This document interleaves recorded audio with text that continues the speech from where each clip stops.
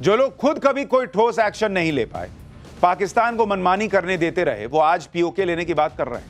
इसी तरह से प्लेन गिरने के बारे में पूछ रहे हैं, जबकि रक्षा मंत्री ने आज इन्हें याद दिलाया कि कोई युद्ध रहा हो, कभी विपक्ष ने ऐसे सवाल नहीं किए कि कितने प्लेन गिरे, कितने टैंक नष्ट हुए, कितनी बंदूकें बर्बाद हुई। लेकिन आज का विपक्ष ऐसा कर रहा है। सुनिए रक्षा मंत्री ने क्या याद दिलाया। 71 के युद्ध में, 71 के युद्ध में जब हमने पाकिस्तान को सबक सिखाया, उस समय की सरकार को मैं बधाई देना चाहता हूं। हमने अपने राजनीतिक और सैन्य नेतृत्व की प्रशंसा की। हमने ये नहीं देखा कि किस दल की सरकार है, किस विचारधारा की सरकार है, इसकी चिंता नहीं की कभी। हमारे नेता अटल बिहारी वाजपेयी ने संसद में खड़े होकर उस समय के नेतृत्व की प्रशंसा की थी। हमने इस बात की खुशी जाहिर कि हमने अपने शत्रु को सबक सिखाया। हमने उस दौरान यह प्रश्न नहीं पूछा कि सबक सिखाने के दौरान में भारत के कितने प्लेन्स गिरे, भारत के कितने इक्विपमेंट्स बर्बाद हुए। यह प्रश्न अध्यक्ष महोदय उस समय भी हम लोगों ने नहीं पूछा। अध्यक्ष महोदय, यदि मैं इसे और भी प्रैक्टिकल तरीके से समझाऊं तो किसी भी परीक्षा के परिणाम में रिजल्ट मैटर करता है।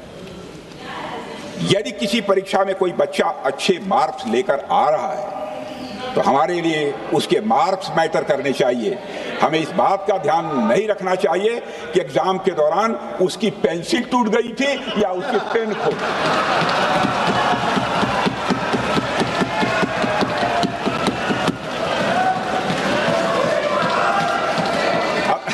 अध्यक्ष महोदय, अल्टीमेटली रिजल्ट मैटर करता है।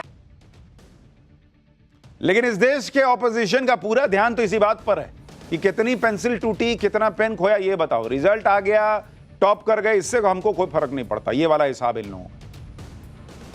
लाइटर नोट पर ही लेकिन देश के रक्षा मंत्री को बताना पड़ा कि बॉस, युद्ध होता है, ये सब होगा, कि किसी का विमान कुछ होगा, किसी का कुछ होगा। अल्टीमेट रिजल्ट क्या है ये देखिए ना। राजनाथ सिंह ने 71 के युद्ध का जिक्र किया।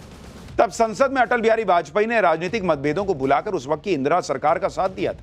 1971 के भारत पाकिस्तान युद्ध के वक्त जनसंघ के सांसद रहे पूर्व पीएम अटल बिहारी वाजपेयी का संसद का दिया पुराना भाषण आज विपक्ष के नेताओं को सुनना चाहिए। ऐसा भी विपक्ष होता था बॉस, जिसको सिर्फ यह नहीं गिनना था कि भारत के फाइटर जेट कितने गिरे, तोप कितने नष्ट हुए। वो सरकार का साथ देना भी जानता था। उसकी बातें पाकिस्तान में हेडलाइन नहीं बनती थी। लेकिन आज का विपक्ष तो ऐसा है कि नरेंद्र मोदी पाकिस्तान के खिलाफ इतना बड़ा एक्शन भी ले लें तो विपक्ष यही पूछता है कि पहलगाम क्यों नहीं गए, बिहार क्यों चले गए। चुनावी भाषण दे रहे थे। कांग्रेस सांसद गौरव गोगोई की इस बात पर जेडीयू सांसद ललन सिंह ने क्या जवाब दिया, वो भी सुनिए। प्रधानमंत्री मोदी जी, आपको आप सऊदी अरब में थे, आप जब वापस आते आपका पहला नैतिक कर्तव्य होता कि पहलगाम आप जाते, लेकिन आप पहलगाम नहीं गए। एक सरकारी कार्यवाही के लिए आप बिहार गए और चुनावी भाषण दिया। देश के मुखिया सऊदी अरब में थे, पूरा कार्यक्रम उन्होंने संपूर्ण किया, वापस आए और वो पहलगाम भी नहीं जा पाए और बिहार में जाके चुनावी भाषण दे रहे हैं। अगर पहलगाम में कोई गया तो हमारा नेता राहुल गांधी गया। कश्मीर तो वो गए जिनको तफरीह करना था। इस देश के प्रधानमंत्री को एक्ट करना था ना, तो इस देश के प्रधानमंत्री को एक्ट करना था, तो कश्मीर जिनको तफरीह करना जाना था वो गए। इन्होंने एक्शन लिया और एक्ट किया, और एक्ट कर जो किया वही तो बात आपको बता रहे हैं। तो इसमें घुसेगा तब ना, ये तो ऊपर से निकल जाता है काम का बात। तो इसलिए 22 अप्रैल को प्रधानमंत्री घटना हुई आए, 24 अप्रैल को प्रधानमंत्री, ये गौरव गोगोई जी कह रहे थे, सॉरी गौरव गोगोई जी कह रहे थे कि चुनाव प्रचार में गए थे। चुनाव प्रचार में नहीं गए थे, अपने को करेक्ट किया कीजिए, बोलिए भी तो करेक्ट करिए।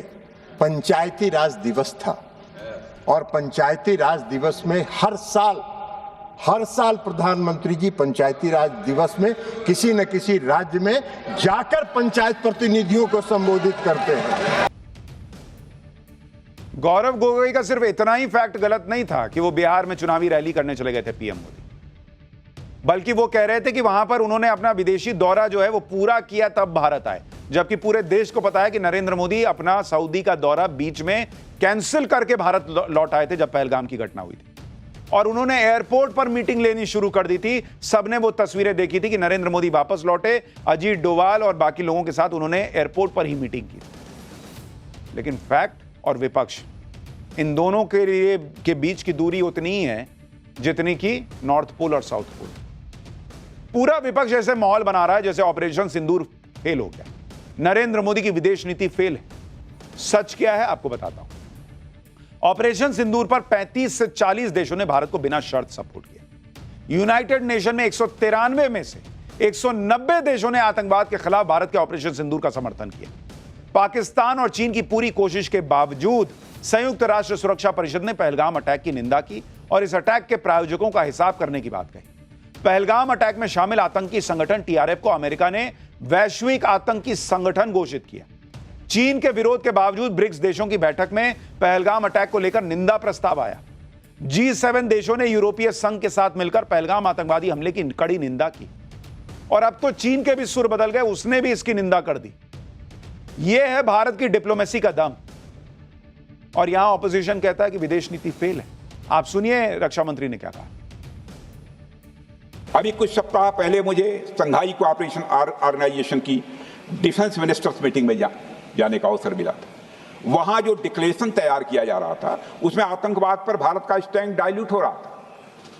हमने साफ कह दिया कि जब तक आतंकवाद के मुद्दे पर भारत का स्टैंड रखा नहीं जाएगा, हम किसी ज्वाइंट स्टेटमेंट पर साइन नहीं करेंगे, और इसकी वजह से वहां कोई ज्वाइंट स्टेटमेंट नहीं आया। अध्यक्ष महोदय, इसका परिणाम क्या? अब देखिए, हमारे प्रधानमंत्री जी ब्रिक्स की बैठक में ब्राजील गए, करिश्मा किया है हमारे प्रधानमंत्री। तो चीन की मौजूदगी में जो ज्वाइंट डिक्लेरेशन आया उसमें जम्मू और कश्मीर में हुए आतंकी हमले को कंडेम भी किया गया। यह प्रधानमंत्री ने करिश्मा करके दिखाया, यानी भारत की बात अंततः मानी गई। और यह ब्रिक्स सम्मेलन के इतिहास में पहली बार हुआ जब जम्मू एवं कश्मीर में हुए किसी आतंकी घटना को खुलकर कंडेम किया गया। एक तरफ इंडी गठबंधन ऑपरेशन सिंदूर पर पीएम मोदी की विदेश नीति पर सवाल उठा रहा, तब शरद पवार एनसीपी की सांसद सुप्रिया सुले ने पीएम मोदी की जम के तारीफ की। सुप्रिया सुले ने कहा कि ऑपरेशन सिंदूर के बाद पाकिस्तान को बेनकाब करने के लिए पीएम मोदी ने जिस तरह विपक्षी नेताओं पर भरोसा जताया वो बेहतरीन था। सुनिए, विपक्ष में भी कुछ आवाजें ऐसी हैं जो बता रही हैं कि सच्चाई क्या है। सुनिए सुप्रिया सुले को।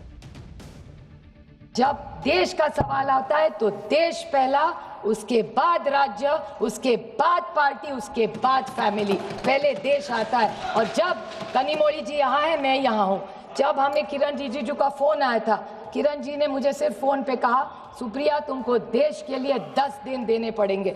देश के लिए मैं क्या कर सकती हूँ? देश के लिए 10 दिन क्या बोल रहे हो किरण जी आप? ये माननीय प्रधानमंत्री जी का बड़ापन था कि हम सारे ऑपोजिशंस को उन्होंने लीड करने के जो विश्वास दिखाया है, यही एक सशक्त लोकतंत्र है।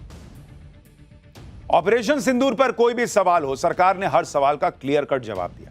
इसके बाद भी विपक्ष के सांसद हंगामा कर रहे थे, बीच में टोका टोकी हो रही थी। गृह मंत्री अमित शाह ने कड़ी आपत्ति जताई। अमित शाह ने कहा कि हंगामा करना सबको आता है, फिर हमारे लोग करेंगे तो बोलना मत। सुनिए अमित शाह को। उनके स्पीकर जब बोल रहे थे हम पूरे धैर्य से सुने। मैं बताऊंगा कितनी असत्य बातें बोली गई कल, परंतु फिर भी असत्य को भी हम हलाहल समझकर पी गए। अब ये सत्य भी नहीं सुन पाते हैं। माननीय अध्यक्ष जी, मुझे लगता है आपको प्रोटेक्शन देना चाहिए। बैठे बैठे टोका टोकी करना सबको आता है, ऐसा नहीं हमें नहीं आता, मगर इतने गंभीर विषय पर चर्चा जब हो रही है तो सरकार के प्रमुख विभाग के मंत्री को बोलते हुए बैठे बैठे टोकना ये विपक्ष को शोभा देता है क्या? मान्यवर, आपने बिल्कुल उनको आग्रह से कहना चाहिए, वरना हम भी हमारे मेंबर को बाद में समझा नहीं पाएंगे। लोकसभा में चर्चा के दौरान उस वक्त हंगामा भी हुआ जब केंद्रीय मंत्री और जेडीयू के नेता ललन सिंह ने आतंकियों को शहीद और आतंकी मसूद अजहर को साहब कह दिया। सुनिए केंद्रीय मंत्री ललन सिंह का वो बयान जो बड़ा वायरल हो रहा है। सैकड़ों आतंकवादी उसमें मारे गए, शहीद हुए। आप सबने देखा होगा टीवी पर, बहुत से लोग जो आका थे आतंकवादियों को उरो रहे थे। मसूद अजहर साहब, यानी ललन सिंह की भी जबान फिसल गई, लेकिन जबान ऐसी चीजों पे नहीं फिसलनी चाहिए। अगर यही कोई कांग्रेस का नेता कहता तो आप हंगामा करते। आप कैसे मसूद अजहर साहब कह रहे हैं बॉस? मसूद अजहर साहब कब से हो गया? खैर, इस वक्त असदुद्दीन ओवैसी संसद में बोल रहे हैं ऑपरेशन सिंदूर पर। सुनिए। मैडम, अकाउंटेबिलिटी किस पर है? पहलगाम किसने किया? 7.5 लाख हमारी फौज और सेंट्रल पैरामिलिट्री फोर्स है, ये कहां से 4 चूहे घुसकर हमारे भारत के नागरिक को मारे? अकाउंटेबिलिटी किस पर फिक्स होगी? एलजी पर फिक्स होगी तो एलजी को बरतरफ करिए, आईबी पर आती है तो एक्शन लीजिए, पुलिस पर आती है तो एक्शन लीजिए। मगर आप ये समझ रहे हैं कि ऑपरेशन कर दिया और हम खामोश लोग भूल जाएंगे। अकाउंटेबिलिटी फिक्स करना पड़ेगा। मैडम, डिटरेंस आपकी क्या है? आपने सर्जिकल स्ट्राइक किया, आपने बालाकोट किया, फिर ये पहलगाम हुआ, तो आपकी डिटरेंस की पॉलिसी नाकाम साबित हुई। कश्मीर की पॉलिसी नाकाम साबित हुई। 370 हटा दिया आपने एक रियासत को यूटी बना दिया और उसके बावजूद भी दहशतगर्द वहां पर पहुंच गए। तो और अफसोस मुझे इस बात का होता है मैडम कि पाकिस्तान को हम जानते हैं, पाकिस्तान और इजराइल इस पूरी दुनिया में एक फेल्ड स्टेट है और पाकिस्तान के आर्मी चीफ को, जिससे हमारे स्ट्रेटेजिक रिलेशनशिप, इसको अपना दोस्त कहते हैं, उस देश का प्रेसिडेंट उस शख्स को बुलाकर खाना खिलाता है अपने साथ जिसके भाषण से हमारे लोग मारे गए थे। तो क्या आपकी खर्जा पॉलिसी कामयाब हुई? आप देख लीजिए। अच्छा, हमारे देश में एक ऐसी तंजीम है जिसका वजूद नफरत की बुनियाद पर और मजहबी अज़लियत को फैलाने के लिए बनाया गया। उनको तकलीफ है सेकुलरिज्म से, सोशलिज्म से, मगर हमारे संविधान के प्रियम्बल में लफ्ज सॉवरेन है। सॉवरेन का मतलब यह है कि हम खुद मुख्तार हैं, हम हाकिम आला हैं, हम अपने मुल्क के मुकद्दर का फैसला करेंगे। एक गोरा व्हाइट हाउस में बैठकर भारत की सीज फायर का ऐलान करेगा? यह आपका नेशनलिज्म है। अफसोस होता है मुझे सर। मैडम, मैं आपसे पूछना चाह रहा हूं कि अगर एक चचा सैम ऐलान कर रहे हैं तो हमारी फौज पर क्या असर पड़ा होगा? हमारे उन पायलटों पर क्या असर पड़ेगा जो नहीं मालूम कितनी ऊपर आसमानों पर भारत की हिफाजत कर रहे हैं? वो नेवी का सिपाही जो समंदर में खड़ा हुआ है, उसको ये नहीं मालूम हो रहा है कि मेरा प्रधानमंत्री ऐलान नहीं किया। असदुद्दीन ओवैसी कह रहे हैं कि चचा सैम अनाउंस कर देंगे सीज फायर का तो सेना पर क्या असर पड़ेगा?